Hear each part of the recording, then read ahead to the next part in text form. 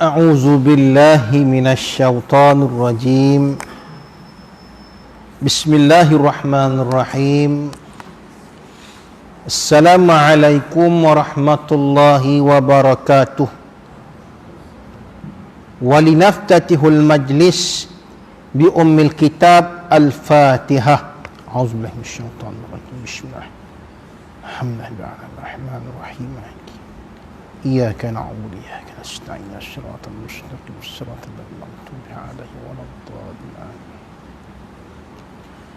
Alhamdulillahi rabbil alamin. Wassalatu wassalamu ala asyrafil anbiya'i wal mursalin wa ala alihi wa ashabihi ajma'in.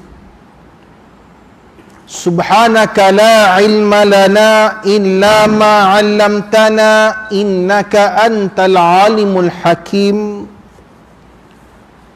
Rabbi shrah li sadri wa yassir li amri wahlul 'uqdatam min lisani yafqahu qawli. Qala Rasulullah sallallahu alaihi wasallam, man salaka tariqan yaltamisu fihi ilma sahhalallahu lahu tariqan ilal jannah. Yang membawa maksud barang siapa yang mencari jalan, yang mana jalan yang dicarinya itu membawa dia kepada ilmu, maka Allah SWT akan memudahkan baginya jalan menuju ke syurga, insya-Allah. Alhamdulillah. Yang saya kasihi Tuan Imam, ahli jawatan kuasa Masjid An-Naqliyah, ibu-ibu, bapa-bapa rahimakumullah. Tak lupa kepada Abang Abu Bakar Osman yang datang daripada Sungai Siput, yang merakamkan kuliah kita secara live pada malam ini bagi page audio kuliah. Maka tuan-tuan bolehlah tengok balik rakaman ini, insya-Allah, dalam page audio kuliah. Di sana tuan-tuan boleh melihat, menonton ramai ustaz-ustaz, ulama-ulama yang memberikan ilmu. Alhamdulillah tuan-tuan. Sekarang ni canggih dah dia punya teknologi, maklumat di hujung jari. Cuma kita je sama ada nak guna jari tu untuk apa sebenarnya. Tuan-tuan rahmati Allah, malam ni kita menyambung kembali pengajian kita dalam tafsir surah Al-Baqarah pada ayat yang ke-24. Allah Ta'ala berfirman, a'udzu billahi minasyaitonir rajim. Fa illam taf'alu wa lan taf'alu fattaqun nar allati waquduha an-nas wal hijarah uiddat lil kafirin. Yang bermaksud, sekiranya kamu tak dapat menandingi Al-Quran. Ini tuan-tuan, dalam tafsir yang lalu saya ada menerangkan tentang cabaran Allah Ta'ala. Allah challenge. Kita pun suka sebut apa itu, belah-belah ni. Aku challenge kamu, kalau boleh menyelam Sungai Perak depan tu, timbul belah sana. Kalau sini orang panggil belah-belah layang kiri, kau menyelam timbul sampai layang kanan, contoh. Challenge tuan-tuan. Siapa berani? Kalau orang Ipoh, orang KL, hentikan. Pasal apa? Hanya orang Sungai Perak ni aja yang boleh. Kalau orang Ipoh, kata dia mah, tengah tu hanyut. Kalau tak hanyut, sambung dik buaya. Allah. Tapi Sungai Perak ni, buaya dah kena. Tegur je, Assalamualaikum. Ngap juga buaya makan. Buaya boleh apa tuan-tuan? Allah beri cabaran kepada orang-orang kafir Quraisy. Saya cerita hari itu, kalau kamu hebat sangat, kalau kamu merasakan Al-Quran itu laisa min abdina Muhammad bin Abdullah, Kalaulah Quran itu kamu katakan bukan daripada Rasul yang kami lantik, Muhammad bin Abdullah, fa'tu bi suratin min mislih. Bawalah surah bi aksari surah, yang paling pendek pun tak apa. Bawa satu surah yang boleh menandingi Al-Quran, bawa ayat yang paling pendek kalau kamu ni betul, dakwaan kamu itu betul. Wad'u syuhada'akum min dunillah.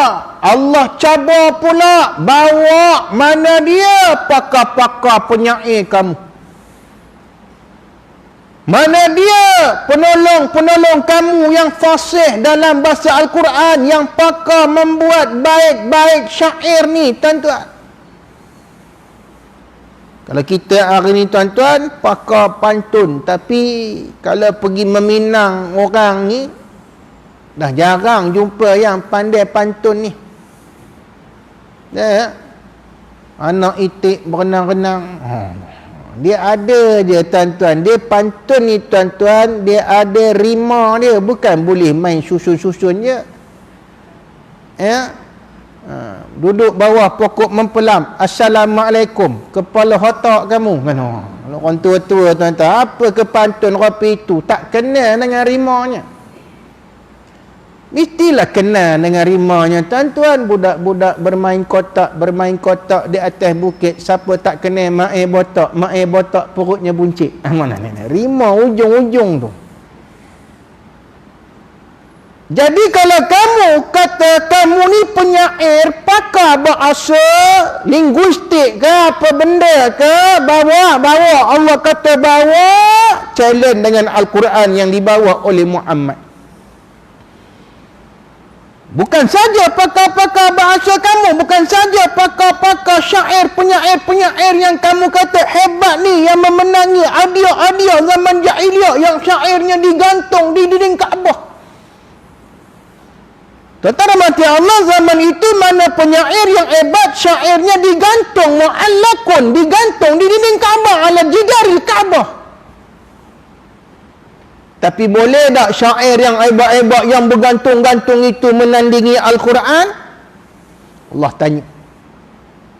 Tak cukup dengan itu, Allah Ta'ala cabar lagi. Kalau tak boleh bawa penyair-penyair, bawa kamu punya Tuhan ila atakum. Bawa tuan-tuan kamu yang 360 dalam Kaabah, luar Kaabah, keliling Kaabah tu yang ramai-ramai tu, bawa. Lalu pada bulan ini, tuan-tuan, Allah sambung lagi firman-Nya, fa illam taf'alu, dan sekiranya lam taf'alu, awamil jazam, lam taf'alu, kamu takkan pernah boleh buat.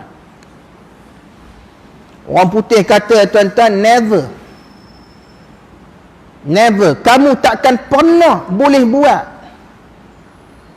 Fa illam taf'alu wa lan taf'alu, Allah confirmkan lagi dengan tadi awamil jazam bermakna never, Allah confirmkan lagi walan awamil nasab.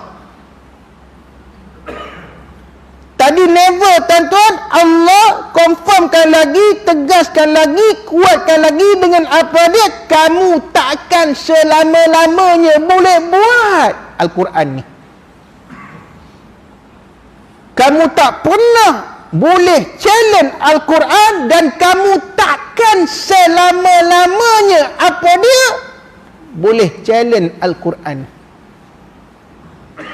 Kenapa, tuan-tuan? Kerana yang dibawa oleh penyair-penyair, isi-isinya itu adalah benda-benda yang berlawanan dengan akhlak. Dalam surah Al-A'raf, Allah Ta'ala berfirman, tuan-tuan, ini dalam satu tafsir Ibn Katsir. Kenapa orang Arab ini tak boleh, tuan-tuan, berlawan dengan Al-Quran? Kerana isi kandungan Quran itu apa dia? Ya'muruhum bil ma'ruf wa yanhahum 'anil munkar. Tuan-tuan rahmati Allah, Quran ini konsep dia menyeru manusia kepada ma'ruf, kebaikan, dan mengalang manusia ini daripada kemungkaran. Antara yang diseru oleh Quran apa dia tuan-tuan? Yang kita baca ayat-ayat yang sebelumnya, ya ayyuhan nasu ubudu rabbakumul ladzi khalaqakum walladzina min qablikum. Hei manusia, sembahlah kamu Allah, Tuhan kamu yang sebenar, yang menjadikan langit dan bumi. Allah Ta'ala yang menurunkan daripada langit ini ma'am minas sama, yang menurunkan daripada langit itu air hujan tuan-tuan, yang daripada air hujan ini menumbuhkan tumbuh-tumbuhan. Ini Allah bagi tuan-tuan satu logikal yang otak kita ni kalaulah memahami Al-Quran ini, otak kita ni takkan tertanya-tanya tuan-tuan, takkan ragu-ragu bahawasanya Quran ni datang daripada Allah. Siapa yang menumbuhkan tumbuh-tumbuh adin tuan-tuan? Kalau kita di kampung ni, siapa yang menghidupkan padi di sawah tu? Siapa yang menghidupkan pokok-pokok getah yang kita toreh tiap-tiap hari ni tuan-tuan? Siapa yang menumbuhkan tuan-tuan apa dia pokok-pokok tanaman yang kita tanam kelapa sawit tu? Siapa yang menumbuhkan? Adakah manusia yang menumbuhkan? Tak betul. Ke tuan-tuan ada bela hantu raya berkorang sini, saya tak nuduh.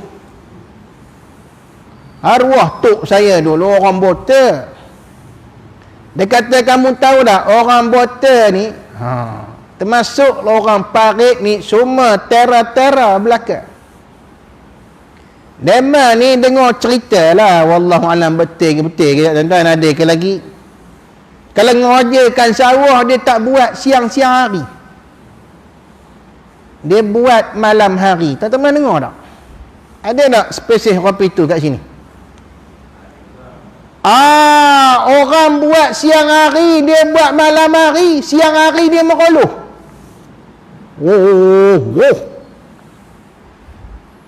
Bila orang kampung tanya, Idak kan ngerajakan sawah, Idak kan nak cucuk nanam ni, Idak ke? Dia kata, pergilah kau ambil dulu, awak malang karang. Pekerjadah malam-malam tuan-tuan buat sawah. Rupanya tuan-tuan, kata arwah tok saya, bukan dia yang mengajarkannya, tapi ada benda yang dia bela, rupa dia. Tapi bila kita tegur tak menjawab. Dia tengok apa itu, majik dia tengok apa itu. Kita pun lalu tepi sawah dia ya. Kita penegur orang sini, kalau negur, buat apa tu? Dia tak menjawab tuan-tuan dia. Raja tengok, berkedip pun ni dok, kata atuk, kita pun naik seram. Besok kita pun bagi tahu dia, atas malam aku tegur kamu, hendak kamu jawab. Kan kamu kan mengajarkan sawah malam. Iyalah. Tengah apa sinyal dia? Petua nanam padi jangan cakap.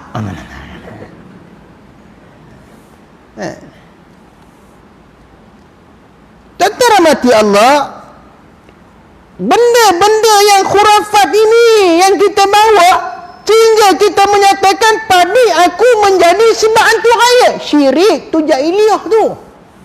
Jangan main. Itu meniaga nasi lemak, ibu-ibu, nasi lemak daun pisang. Meniaga tak laku. Lepas tu kita pun pergilah jumpa macam bomoh kampung lah. Kita pun kata, Tok Bomoh, atau kita katalah apa, Tok Bomoh ke, atau orang warak ke, ayah ni meniaga nasi lemak tak apa laku. Mana berapa ayah nak bagi laku ni? Kata Tok Bomoh tu, tak apa, teman ada bagi satu tangkar. Tangkar ni ikat di lengan. Bila nak mengajarkan nasi lemak tu masak ke, atau nak bungkus dengan daun pisang apa benda tu, seru. Seru ni tuan-tuan, seru apa tu?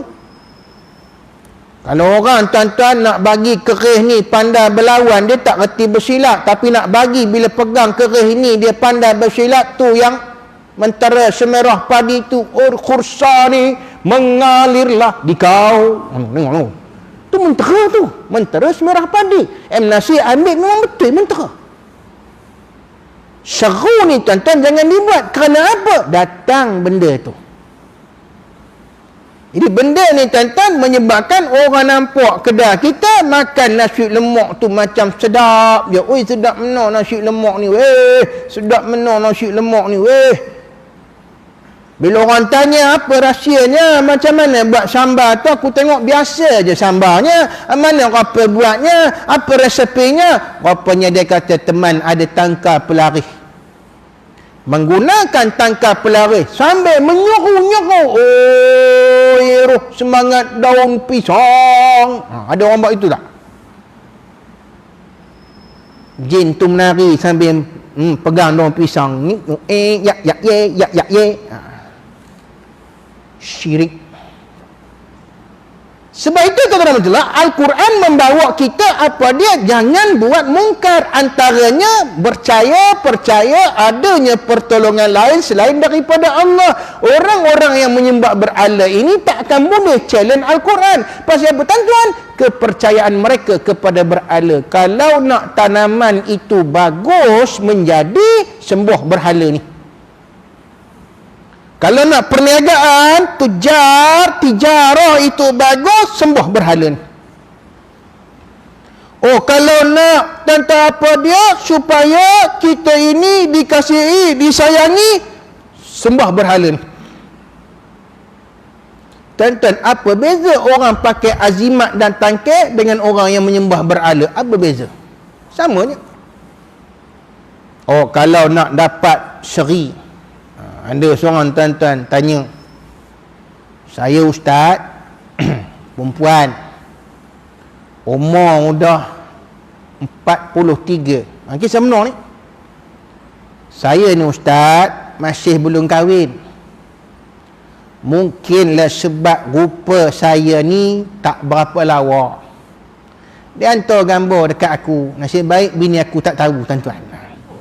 Kalau tak, tidur luar bilik lah. Tanya abang-abu, dia tahu. Kata rahmati Allah, saya tengok tak ada lah. Ada lah koper. Mana pula tak lawanya. Okey lah. Cuma dia pakai spek mata je. Dia kata, ustaz, ada seorang sahabat bagi tahu kamu ni ada benda duduk pada kamu. Sebab itu kamu ni jodoh lambat. Sia katanya. So kamu kena buang. Kamu kena baca jampi serapah penyeri muka. Sebab bila kamu baca serapah petua penyeri muka ini, orang tengok kamu, orang jadi rindu, orang jadi sayang. Tuan-tuan rahmati Allah, jodoh pertemuan itu sudah ditetapkan oleh Allah Subhanahu wa Ta'ala semenjak kita dalam rahim ibu. Kena ingat tu. Apabila kita dalam rahim ibu ni tuan-tuan, apabila sampai masa Allah Ta'ala tiupkan roh pada janin, maka Allah Ta'ala hantar malaikat untuk menetapkan kepada dia. Yang menetapkan itu Allah Ta'ala. Tapi sambil ditiupkan roh itu, ditetapkan 4 perkara. Pertama, tentang rezeki dia. Kedua, tentang ajal dia.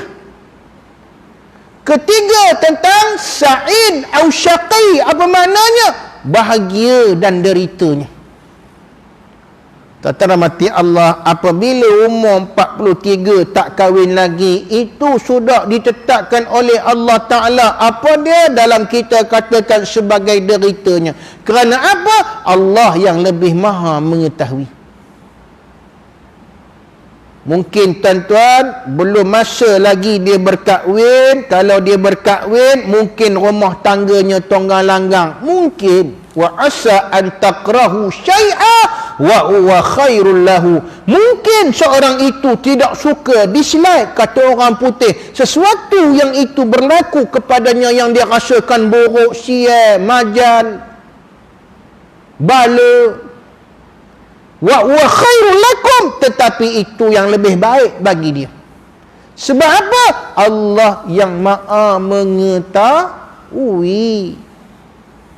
Mungkin kalau dia kahwin tengah tu dapat suami tak bertanggungjawab, yang tak kerja, asyik meroloh, macam tadi saya sebut tadi, tuan-tuan, sampai isteri mengadu pada Tok Naib.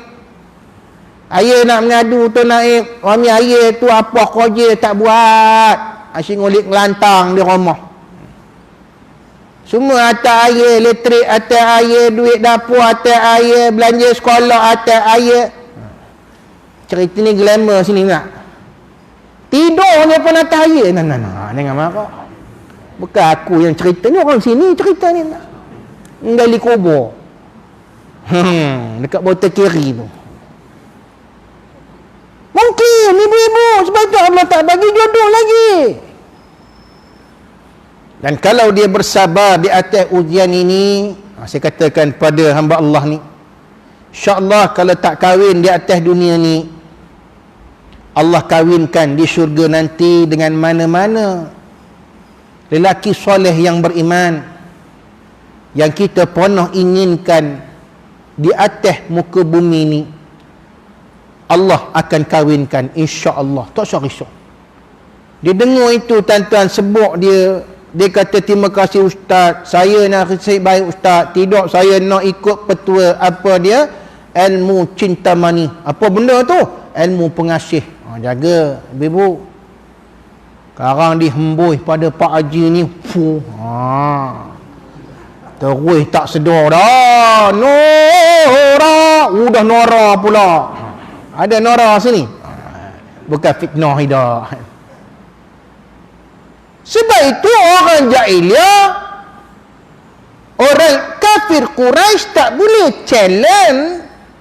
Tak boleh challenge Quran kerana apa? Quran mengajak kepada ma'ruf wa yanha 'anil munkar, mencegah kemungkaran. Tuan-tuan, bila kita sembah benda yang selain daripada Allah, hati ni tak tenang.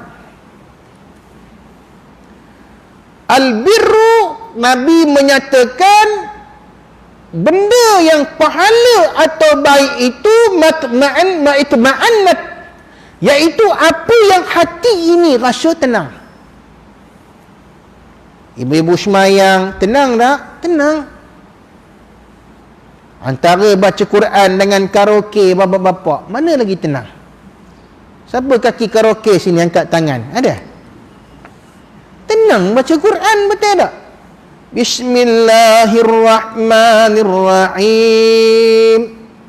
Waddu'a wallaili idza saja. Tenang. Yasin wal Qur'anil Hakim. Tenang. Daripada kita karaoke, dalam karaoke tengah susah hati, nyanyi pula lagu susah hati. Maaf sayangku pinta darimu, bukan tiada. Lepas tu bunuh diri, lepas tu mana nak challenge Quran ni, tuan-tuan? Tak boleh challenge. Sebab Quran ini membawa kepada ma'ruf. Saya ulang sekali lagi, tuan-tuan, Quran membawa kepada ma'ruf. Sebab itu bila kita baca Quran, tenang. Sebab benda yang kita buat ini ma'itma'annat qalbak. Kata Nabi, apabila hati kamu jadi tenang, itulah albirru, itulah pahala. Wal ithmu mahaka, kata Nabi, dan dosa itu apa dia? Membuatkan dada kamu berombak-ombak, hati kamu rasa limbang-libu. Tak betul ini. Ya Allah, ngapa aku buat apa ini? Ya Allah, itu dosa. Sebab itu Quran ni, tuan-tuan, siapa-siapa pun tak boleh challenge. Sebab kalau kita ikut Quran, tuan-tuan, kita ni akan merasa tenang. Allahu Rabbi. Tengok, tuan-tuan, ya, apabila Allah Ta'ala berfirman, wabil walidaini ihsana, ini Allah Ta'ala kata, tuan-tuan, wahai anak-anak, dengan mak bapak ini kena buat ihsan, birrul walidain, buat baik kepada mak bapak. apabila mak ayah ini sampai umur tua, maka anak-anak dia jangan buat benda-benda yang aku larang, yang Allah larang. Apa dia tuan-tuan? Fala taqul lahuma uffin wa la tanharhuma wa qul lahuma qawlan karima. Jangan kata, "Oi." Ni akhlak. Jangan kata, "Hoi." Ibu-ibu kan selalu nelpon anak-anak kan, anak-anak kat Kuala Lumpur, betul tak? Kita di sini, ibu-ibu nelpon, bapa-bapa nelpon. Assalamualaikum, mana ni? Ada di rumah abah, ngapa? Tanya ngapa tu pun nadanya lain, ngapa? Idah lah idah nak balik kampung. Ada ngapa? Durian dah keluar. Durian dah keluar ni, ada buah ke? Durian di bukan durian belum lagi bulan 12 karat nanti. Ida nak tengok aku, tengok mak kamu ni tuan-tuan. Anak ni tuan-tuan, abah saya ni kerja doktor. Bukan orang getah macam abah tu. So sibuklah, bukan saya tak nak balik. Abah kena faham lah. Tunggu raya lah balik. Raya tahun depan. Tahun depan lah. Tentara mati Allah. Quran ni mengajar kita supaya jadi baik. Ni yang ya'muruhum bil ma'ruf ni. Bila Quran ini diamalkan oleh seorang anak, dia jadi ma'ruf, dia jadi baik. Tak boleh cakap kasar orang petu dalam telefon. Tak boleh nengken-nengken mak ni. Tak boleh bengken. Tak boleh merampui. Wala tan'ar'uma. Jangan kita merampui, membentak-bentak. Apa mak? Mana awak nak bawa klinik? Bukannya dekat. Mak suruh lah. Ni jiran sebelah tu tolong tengok kan. Atau macam mana? Awak nak pergi belah-belah ni nak makan angin. Makan angin tuan-tuan. Kita makan angin, mak makan ubat di rumah. Wa qul lahuma qawlan karima. Dengan mak ayah ni hendaklah cakap benda-benda yang baik. Tuan-tuan, kita semua akan sampai umur tua. Dan apabila umur tua ni tuan-tuan, kita jadi kata orang putih childish, jadi kebudak-budakan. Betul. Saya pun masih ada, ayah mak meninggal dah. Ayah masih ada lagi.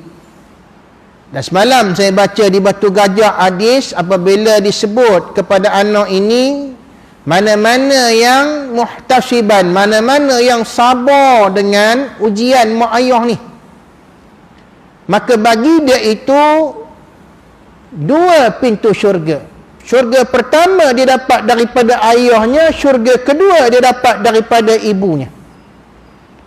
Kalau kita sabar ni tuan-tuan, dapat baba ni, kita dapat 2 pintu. Baba ini dapat 2 pintu syurga. Pintu daripada ayah yang kita sabar dengan kerana ayah, yang kita sabar dengan kerana ibu, dapat dua-dua atau dapat salah satu. Tapi muhtasiban, kena sabar. Orang tu ya tuan-tuan, memanglah kamu di mana? Ada di rumah abah. Idak ke datang tengok abah. Ajak lagi lah abah tengah hari sikit lepas Zohor sekarang. Apanya tuan-tuan? Bukan tanya suruh melawatnya, ada ordernya pula.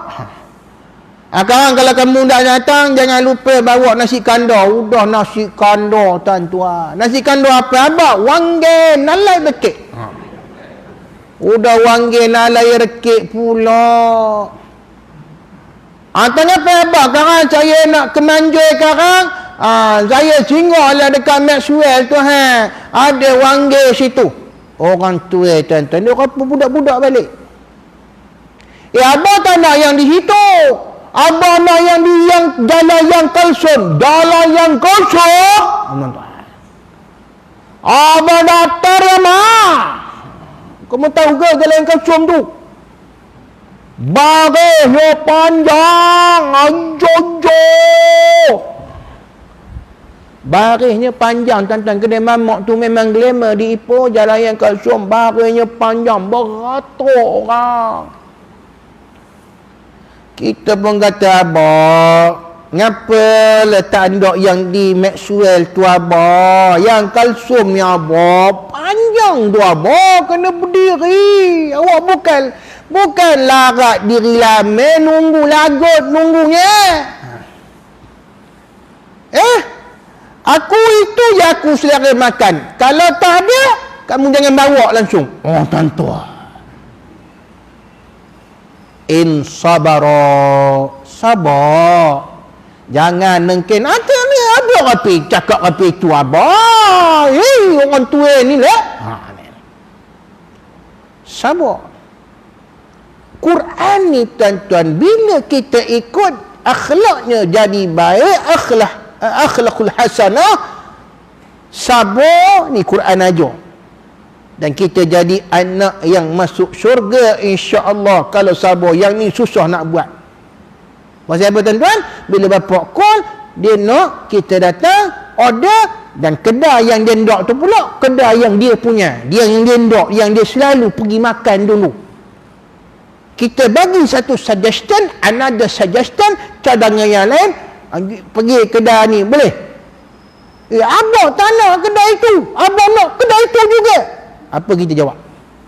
Malaikat catat ni. Kalau kita kata, baik abang, iya abang, tak ngapa awak beratur lah abang, raban tebin, tak ngapa.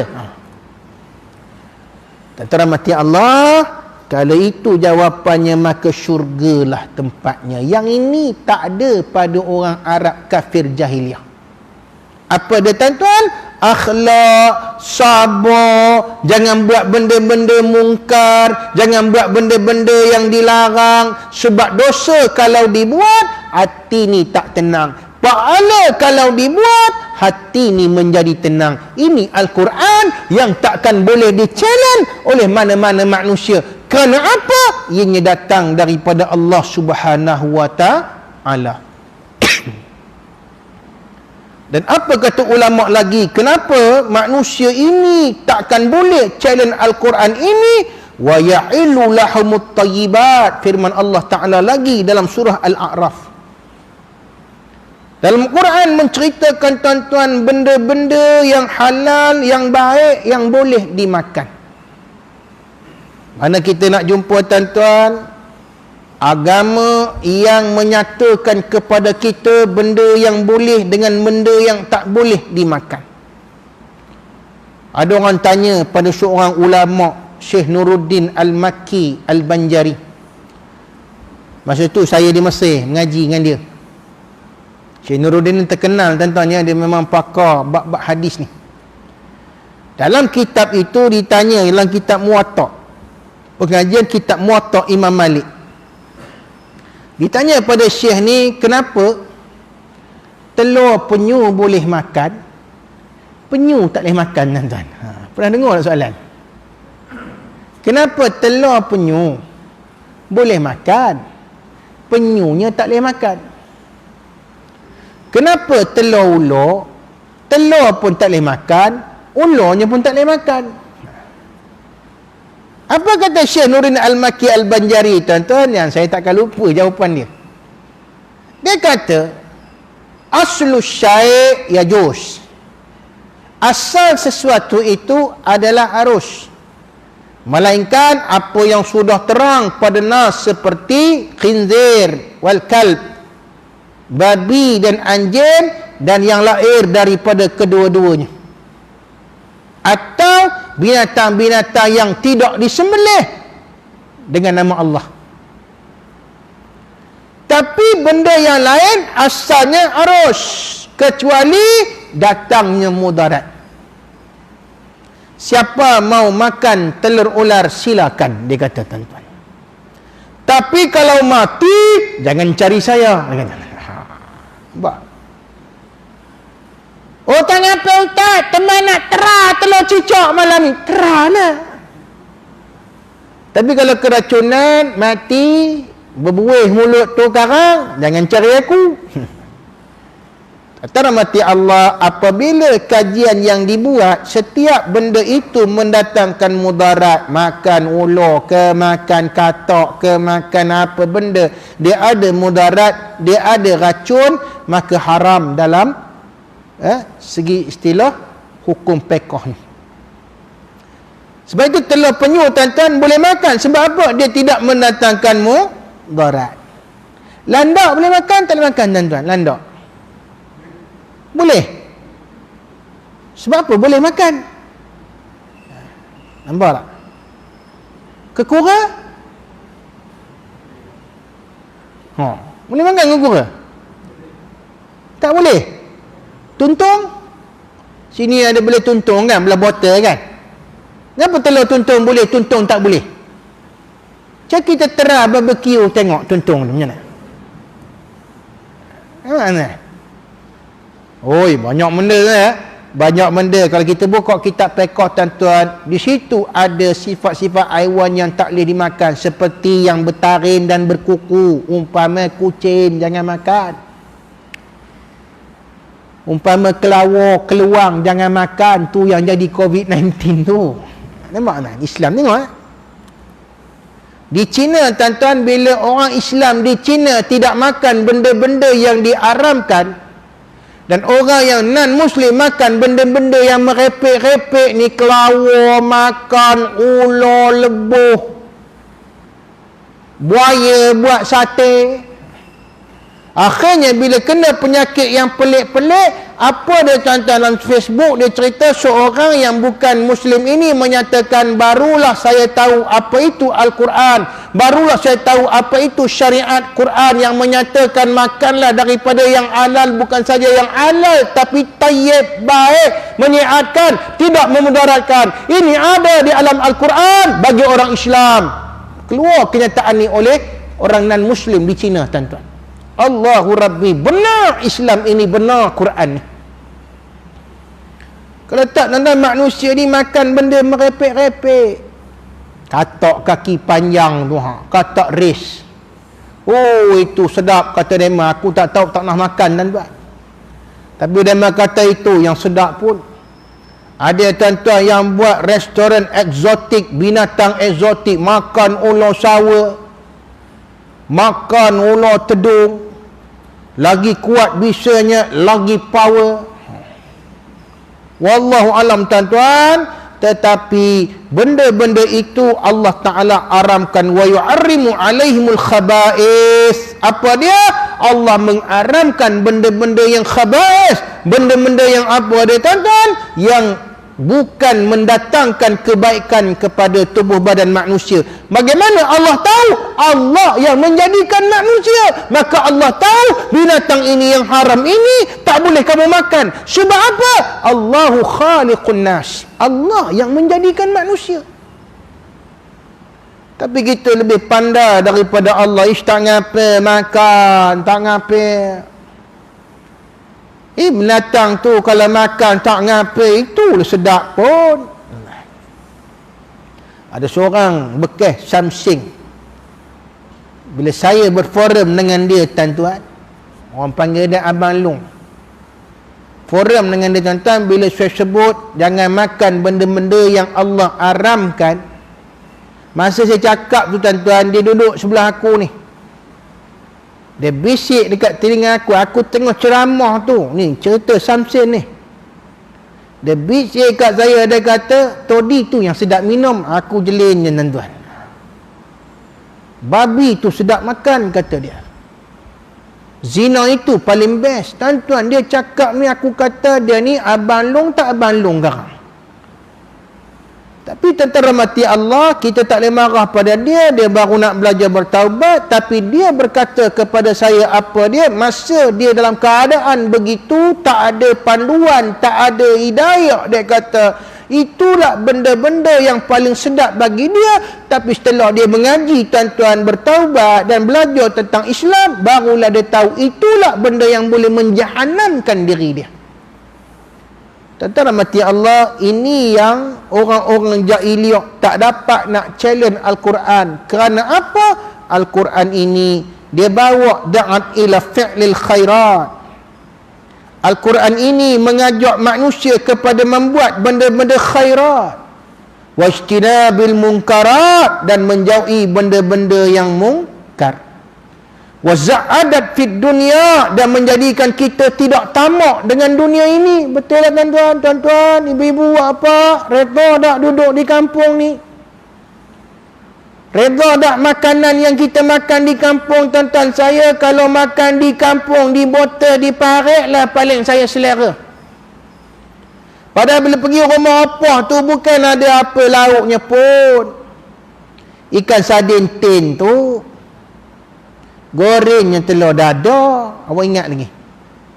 Ada ulam sikit, mentimun.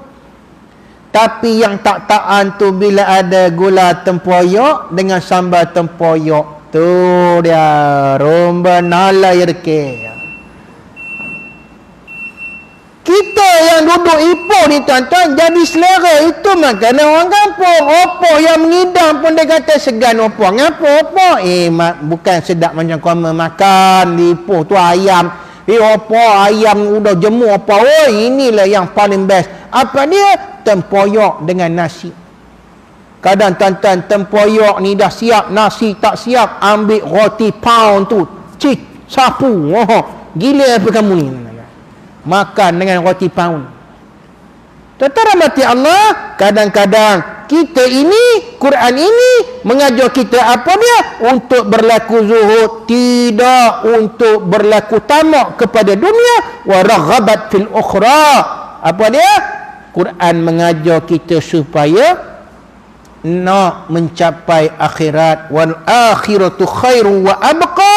Akhirat itu lebih kekal abadi dan lebih baik. So tuan-tuan, kalau kita tak menjadi kaya raya, kita tak pernah berhijrah daripada kampung ini, kita redha, maka itulah yang terbaik. Kerana apa? Quran ajar apa itu. Kalau semua orang muda berhijrah daripada parit ni tuan-tuan, siapa yang tinggal di sini? Siapa nak mengerjakan kebun? Semua nak berhijrah, tak nak duduk kampung, semua nak duduk taman-taman perumahan. Lepas tu bila saya berceramah di taman perumahan, rupanya ramai orang parit di situ. Di Kuala Lumpur tuan-tuan, ramai. Rupanya demo ni orang parit ni ramai, udah berhijrah ke bandar-bandar rupanya. Yang sini siapa yang tinggal? Orang-orang yang udah kata demo expired date. Jangan marah tuan-tuan. Yang udah luput tarikhnya. Jangan marah. So tuan-tuan rahmati Allah, Quran mengajar kita redha. Apa yang ada Allah bagi depan mata ni, kamu ambil itu dulu. Apakah dulu mak bapak nenek moyang kita tuan-tuan menora getah tak boleh tanggung ke anak-anak berjaya masuk universiti? Tak ada. Semua berjaya. Tak ada miskin, tak ada. Tuan-tuan rahmati Allah, ini yang diajar oleh Al-Quran. Saya rasa cukup sekadar itu tuan-tuan. Nanti kita akan masuk pada ayat, ya, fattaqun naral lati waqudu an-nas wal ijarah. Oleh kerana kamu tak boleh buat apa-apa, maka ya, takutlah kamu kepada neraka. Masuklah Islam, ikutilah Al-Quran, takutlah kamu kepada neraka yang bahan bakarnya itu daripada manusia dan juga batu. Nanti kita cerita keadaan ahwal nar, keadaan neraka yang bahan bakarnya daripada manusia dan batu. Tuan-tuan, insya-Allah kita akan sambung pada bulan yang akan datang. Sebelum itu tuan-tuan, bersama-sama dengan saya macam biasa, Cik Syarul dengan Cik Subki kita ada membawa barangan-barangan produk Islam. Tadi kita dah belajar tafsir hari ini. Allah Ta'ala dengan Al-Quran ni tuan-tuan menyuruh kita mencari makanan-makanan yang ingredients isi kandungannya baik. So, tuan-tuan nak menjadi orang yang mengikut Al-Quran, maka bolehlah tuan-tuan tengok produk yang ada di luar nanti, belilah, bantulah produk Muslim. Mudah-mudahan tuan-tuan Allah jadikan sebagai manusia yang diredai dan dijanjikan dengan kebaikan dan syurga insya-Allah. Mari kita doa kepada Allah agar Allah menjadikan kita orang-orang beriman. Auzubillahi minasyaitanir rajim. Bismillahirrahmanirrahim. Alhamdulillahirabbil alamin hamdan yuwafi ni'amahu wa yukafi'u mazidah. ya rabbana lakal hamdu kama yanbaghi li jalalika wajhika wa azim sultan. Allahumma ja'alna minal muslimin wal mu'minin wal muqinin, minal mustaghfirin, minal muqimin as-salah, minasy syuhada'i was salihin, wa hasuna ulaika rafiqa ya rabbal alamin. Walhamdulillahi rabbil alamin. Subhanakallahumma wa bihamdika asyhadu an la ilaha wa nastaghfiruka wa natubu ilaik. Wal 'asri innal insana lafi khusr illa alladziina aamanu wa 'amilus shalihat wa tawassaw bil haqq wa tawassaw bis sabr. Assalamu alaikum warahmatullahi wabarakatuh.